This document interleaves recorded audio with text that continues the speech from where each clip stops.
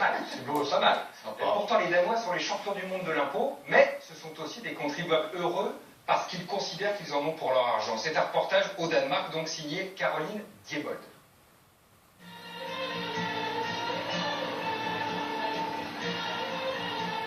Il était une fois un petit pays situé au nord de l'Europe, grand comme une région française. Un pays où le soleil ne brille que quelques jours par an. Un pays où l'on vit moins longtemps qu'ailleurs. Un pays où pourtant, depuis 30 ans, on bat toujours un même record. Un record que lui envient tous ses voisins. Celui de la nation la plus heureuse du monde. Bienvenue au royaume du Danemark, le pays où la vie serait un long fleuve tranquille. Au royaume de la félicité, il y a pourtant quelque chose d'étrange, de bizarre. Aussi étonnant que cela puisse paraître, 8 Danois sur 10 se disent satisfaits d'accomplir un acte qui, partout ailleurs, se fait dans la douleur. Vous aimez payer des impôts? Oui. Oui, tout à fait. Oui, nous aimons payer nos impôts. Ça ne me dérangerait pas d'en payer un peu plus. Plus? Oui. Je pense que tout le monde est assez content de payer des impôts au Danemark, parce qu'on en a pour notre argent. Des impôts, les Danois en payent tous, qu'ils soient actifs, chômeurs ou étudiants. Et ils en payent beaucoup.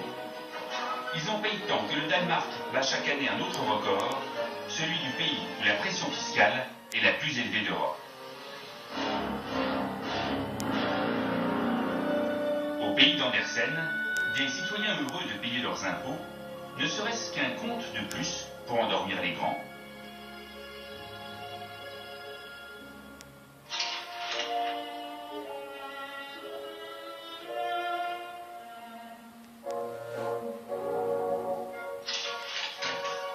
Comme dans tous les bons contes de fées, la famille Vaillant a eu beaucoup d'enfants. Il y a d'abord Vania, 13 ans, la grande sœur studieuse, et les 3 galopins, Zia, 3 ans, Sven, 7 ans, Aydan, 10 ans. À l'intérieur, Samuel, le papa, et Johanna, une maman d'origine franco-danoise. Ne vous fiez pas aux apparences, si c'est Johanna qui est en cuisine ce soir, Samuel partage avec elle les tâches ménagères. En France, il était cadre supérieur dans les assurances. Aujourd'hui, il dirige la chambre de commerce franco-danoise. Johanna, elle, n'a pas changé de métier. Elle est infirmière. Cela fait 2 ans et demi que la petite famille a pris le rythme danois et les impôts qui vont avec.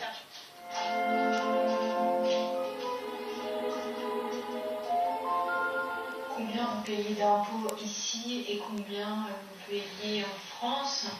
En France, on payait très peu d'impôts. Pourquoi? Certaines années, pas du tout, puisque par rapport aux enfants. Ici, il n'y a pas de déduction d'impôts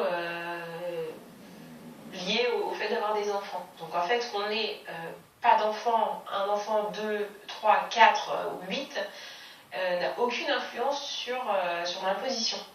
Johanna et Samuel gagnent moins bien leur vie qu'en France. Et pourtant, ils payent beaucoup plus d'impôts. Cela représente un tiers de leur salaire. Mais étrangement, ils le vivent beaucoup mieux.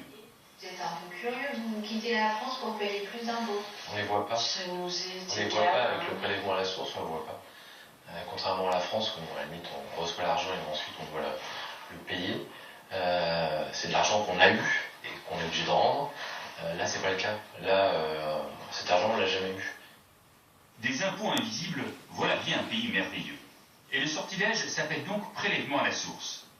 Les impôts sont prélevés sur la feuille de paye, ce qui est vrai en France pour les cotisations sociales, est aussi vrai ici pour l'impôt. Voici la feuille de paye de Johanna. Elle touche 24 260 couronnes en salaire brut, soit 3 278 €. Mais en net, il ne lui reste que 16 049 couronnes, soit 2 151 €. C'est un tiers de moins. Pour les plus riches, c'est jusqu'à 56% du salaire en moins. Mais ensuite, les mauvaises surprises sont terminées. En France, quand on a reçu son salaire, on repaie ensuite aux impôts. C'est ça qui fait toute la différence. Et c'est ça qui fait mal. Au royaume rêvé du Danemark, les taxes sont si indolores qu'on en use allègrement. il n'y a pas que la feuille de paye où la facture est plus salée qu'en France. La vie est globalement beaucoup plus chère. Que l'on achète un appartement au cœur de Copenhague ou des denrées de base au supermarché, la TVA s'applique à tous les produits au taux record de 25%. Pour certains produits importés, le fisc devient même un ogre insatiable.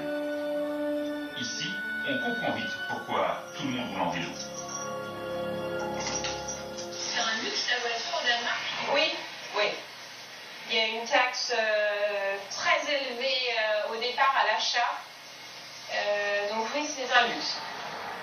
Ainsi, un carrosse à 10 000 € hors taxe coûte 28 000 € au Danemark, soit 180% de majoration.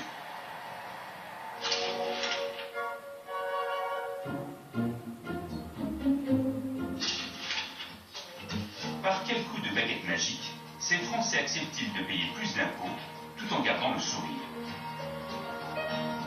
La famille Vaillant habite dans une banlieue pavillonnaire de Copenhague. En cette belle matinée ensoleillée, alors que maman est déjà au travail, c'est papa qui prend le chemin des écoliers. Cela aussi fait partie du mode de vie danois. C'est l'avantage du Danemark.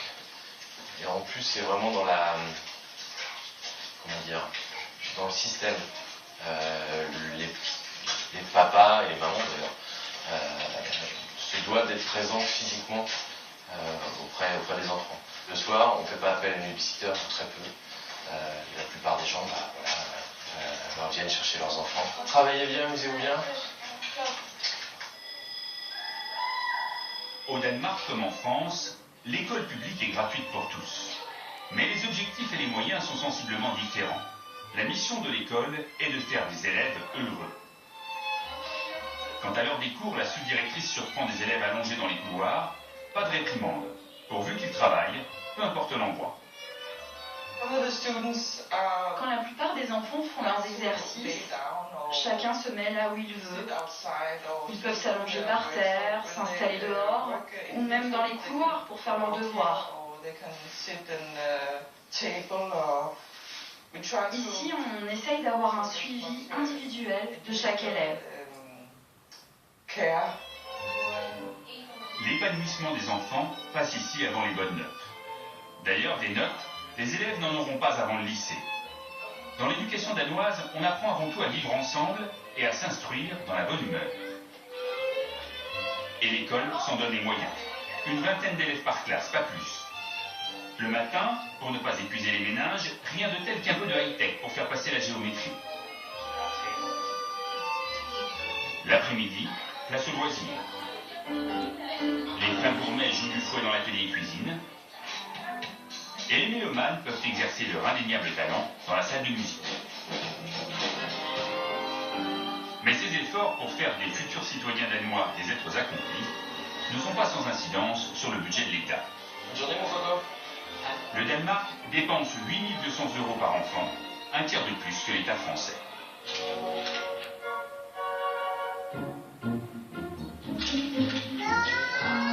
Quand on est un petit lutin comme Zia, au Danemark, on est presque sûr d'avoir sa place en crèche. Et ce, quel que soit le niveau des revenus des parents. En France, seuls 15% des enfants sont acceptés. Pour autant, le service de ces jeunes gens n'est pas négligé. Une puéricultrice pour 4 enfants. Cela représente 2 fois plus de personnel que chez nous. Ce qui n'empêche pas quelques grands moments de solitude.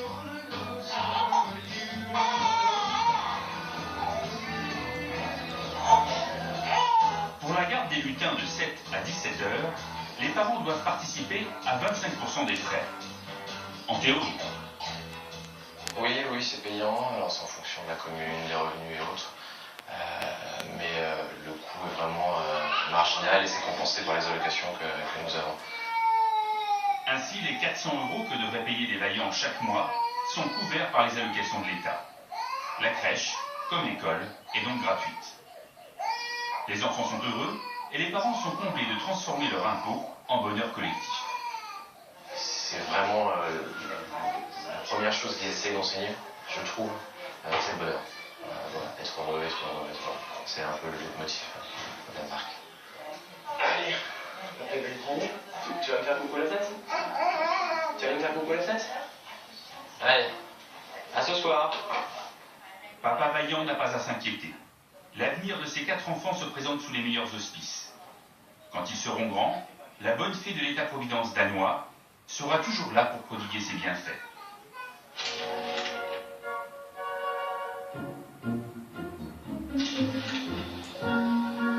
Comme tous les matins, Tiné, étudiante à Copenhague, se rend à l'université à vélo. À 26 ans, elle espère décrocher un master en études marketing interculturel. Dans cette faculté, 20 000 jeunes gens font des études supérieures, tout comme la moitié des Danois de leur génération. C'est à peu près la même proportion qu'en France. Mais ils y restent en moyenne 5 ans, soit 1 an de plus que la moyenne européenne, sans aucun frais de scolarité. Vous devez payer pour intégrer cette école? Non, c'est gratuit. On doit juste payer pour nos propres livres. C'est tout. On ne doit rien payer d'autre. L'état d'esprit est le même qu'à l'école.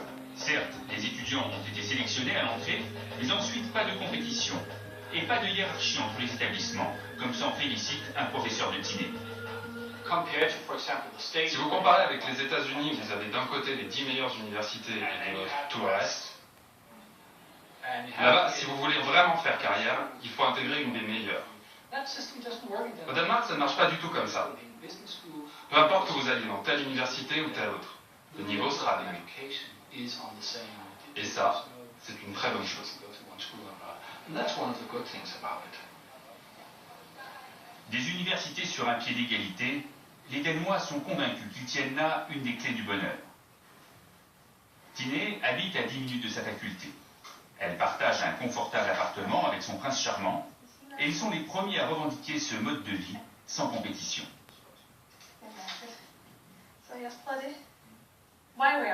Pourquoi sommes-nous si heureux au Danemark? Si tu regardes les films américains, par exemple, le discours envers les enfants est toujours le même. Tu dois viser haut, tu dois être toujours quelqu'un. Au Danemark, on ne pense pas comme ça. On dit aux enfants de faire au mieux. On les encourage à faire ce qui les rend heureux. Et je pense que ça fait une sacrée différence dans notre construction d'adultes.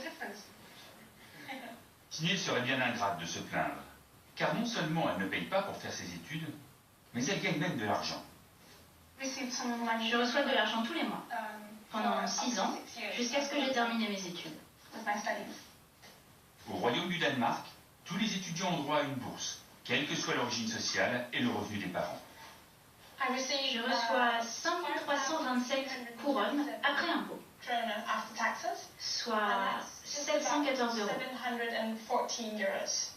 Et vous payez des taxes sur cette bourse? Oui. Et vous ne pouvez pas passer à côté au Danemark. Elles sont partout. Et ensuite, que se passera-t-il le jour où Tiné ne sera plus étudiante? Car même au pays des merveilles, trouver un emploi n'est pas une garantie. Pourra-t-elle encore compter sur l'État protecteur?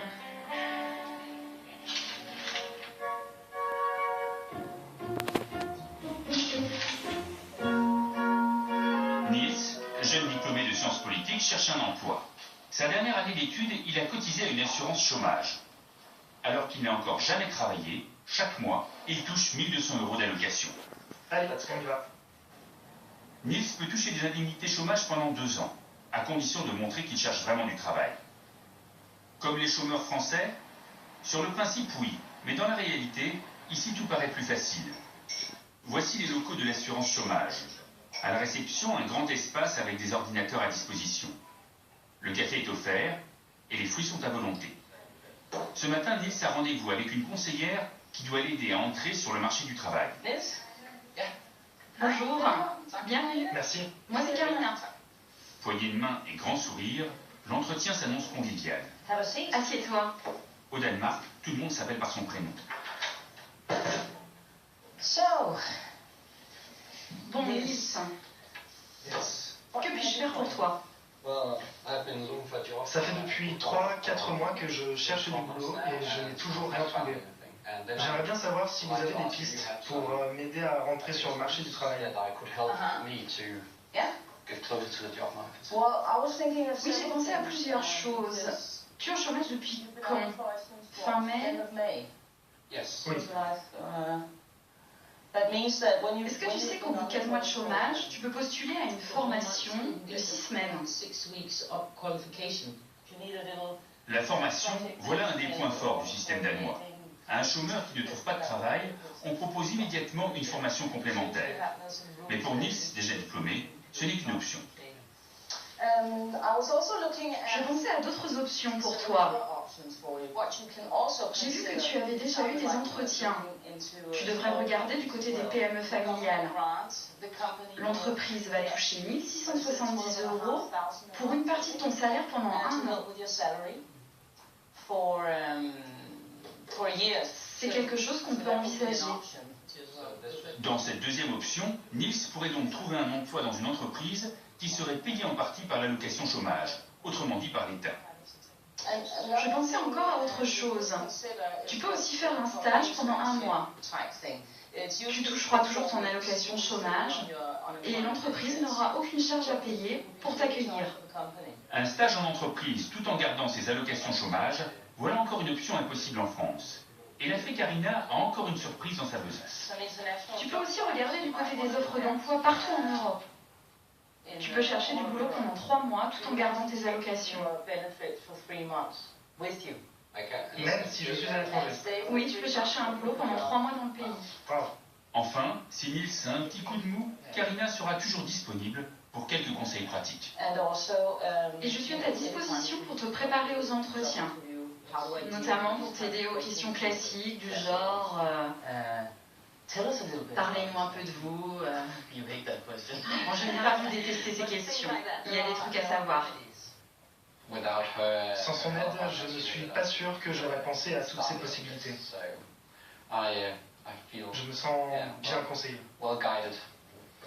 Avec un tel programme, Niels a toutes les cartes pour s'en sortir.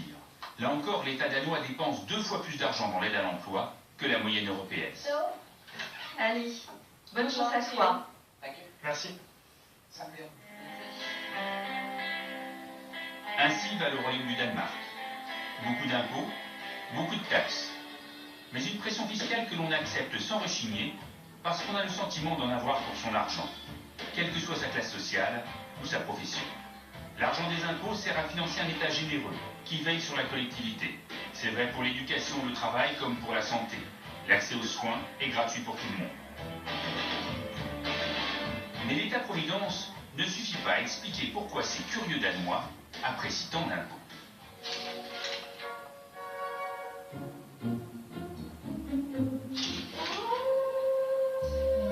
Dans notre histoire, le petit chaperon rouge s'appelle Charmy. Elle s'est installée à Copenhague il y a 9 ans et elle est américaine. Pour celle qui vient d'un pays où chacun ne compte que sur soi pour réussir, le Danemark reste un mystère. Elle a même consacré un livre à l'obsession danoise du bonheur.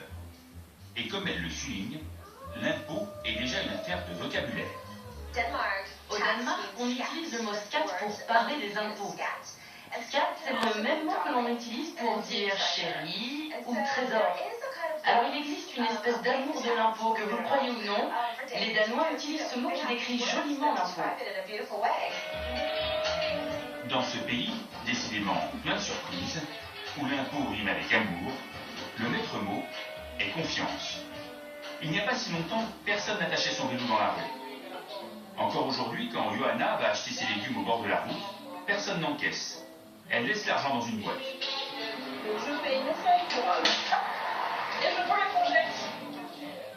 Quand son mari Samuel dépose sa fille à l'école, il n'y a aucune grille autour de l'établissement. Et vous noterez qu'il n'y a pas de barrière physique. Les enfants savent qu'ils n'ont pas le droit de dépasser les bosquets ni le chemin. Il n'y a jamais eu d'accident. Et c'est ainsi qu'au pays de la confiance, on est persuadé que l'État utilisera les impôts à bon escient. Ils ne veulent pas en payer trop, ni trop peu, parce qu'ils adorent leur modèle. Pour moi, le problème n'est pas de payer moins d'impôts, mais d'optimiser l'utilisation de mes impôts. Et ça ne me dérangerait pas de payer un peu plus. Plus? Oui, car on pourrait encore avoir droit à plus de choses et le système serait encore meilleur. Even better. En danois, on utilise le mot tifras pour dire heureux. Mais en fait, quand on leur demande s'ils sont heureux, la bonne traduction serait content. Les Danois sont en fait des gens satisfaits, mais pas forcément heureux. Mais bon, ça, c'est une autre histoire.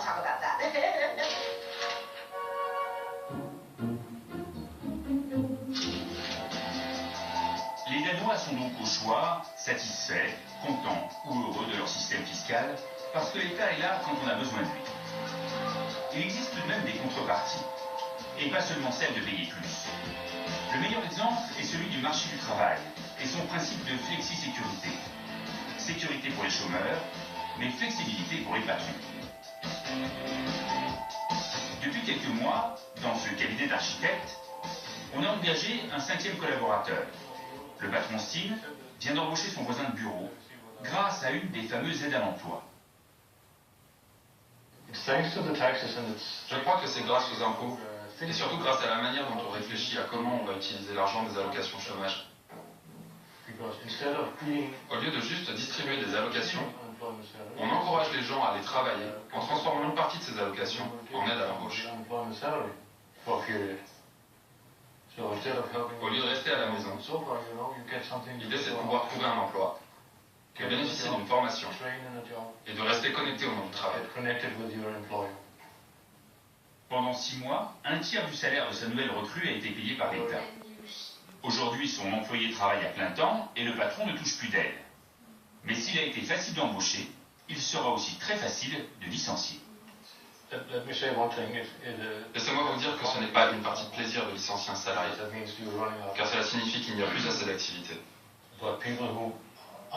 Mais une fois licencié, le système le prend en charge, et il peut quand même trouver quelque chose d'autre. Vous êtes un patron heureux? Ouais, je suis un patron heureux. Et il y a encore une raison au bonheur de Steen. Il paye très peu de cotisations. Au Danemark, les charges patronales sont 4 fois plus faibles qu'en France. Encore une fois, c'est sur le contribuable que repose la pression fiscale.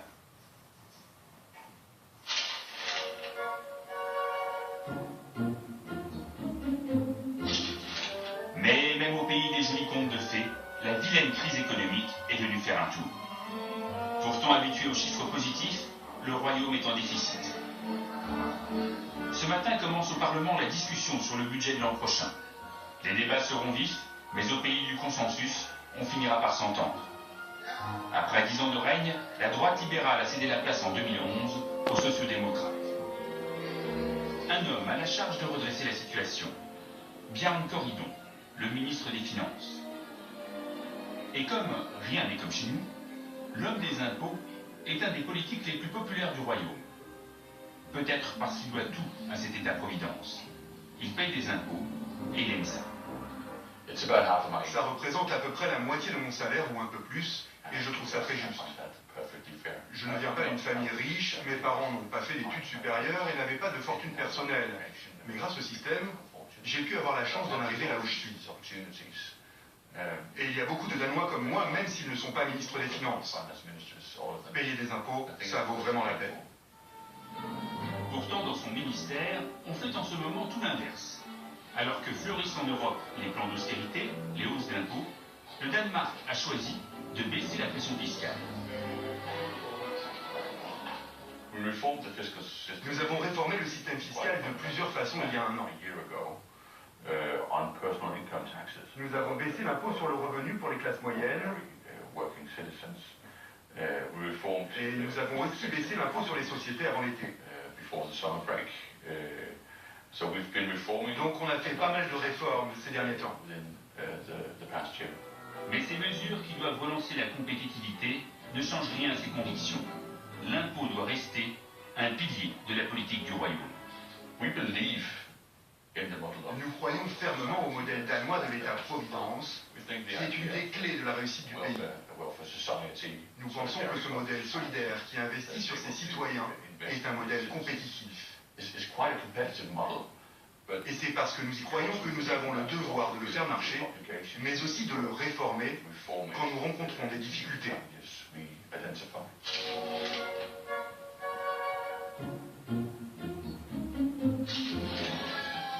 Il existe tout de même quelques endroits où l'on trouve quelques citoyens grincheux qui n'aiment pas les œuvres. Ici, par exemple, cet immeuble abrite un groupe de réflexion libérale le plus actif du Danemark. Pour eux, l'État-providence vit ses dernières heures. Si la pression fiscale se poursuit, le royaume court à sa perte. Quand on regarde les prévisions de l'OCDE à l'horizon 2030, elles annoncent l'un des taux de croissance les plus bas pour le Danemark. L'une des raisons est à chercher du côté de la baisse de la productivité et l'autre de la baisse de l'emploi. So, if you look at the growth prospects, then we have a challenge. Et c'est aussi un sacré défi d'avoir une telle pression fiscale dans une économie mondiale. La crise économique a écorné l'image d'une société moderne. Mais les critiques restent minoritaires, car le pays peut encore faire valoir de beaux atouts. Au Royaume du Danemark, le déficit public est très faible. Les impôts ne servent pas à payer la dette. Les Danois restent fidèles à un modèle où la protection sociale est plutôt meilleure qu'ailleurs et le taux de chômage inférieur à la moyenne européenne.